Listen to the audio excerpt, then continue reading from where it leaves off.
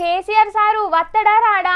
వత్తే ఏం మాట్లాడతాడు, ఎట్లా మాట్లాడతాడు, రేవంత్ అన్న ఎట్లా రియాక్షన్ ఇస్తాడు, కేసీఆర్ సారు ఏం ప్రశ్నలు ఎత్తాడు, రేవంత్ అన్న ఏం సమాధానాలు ఇస్తాడు, అసలు యుద్ధం గప్పటి సంది మొదలవుతుందా లేకపోతే నిమ్మలంగానే ఉంటుందా అని మస్తుగా మాట్లాడుకుంటున్నారు ఇప్పుడు.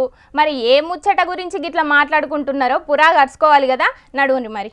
ఈ నెల 23వ తారీఖు సంది అసెంబ్లీ మీటింగ్లు ఉంటాయట తెలంగాణలో, 24వ తారీఖు సంది మండలి మీటింగ్లు ఉంటాయట, 25వ తారీఖు నాడు బడ్జెట్ పెడతారట అసెంబ్లీలా. రైతు భరోసా, రైతు రుణమాఫీ, తెలంగాణ రాజముద్ర, తెలంగాణ తల్లి విగ్రహం ముచ్చట్ల మీద అసెంబ్లీలో చర్చ నడుతుంది కావచ్చు. అట్లనే షెయ్యిపాటి సర్కార్ ఇచ్చిన 6 గ్యారంటీల మీద కూడా పెద్ద లొల్లే అయ్యేటట్టున్నది.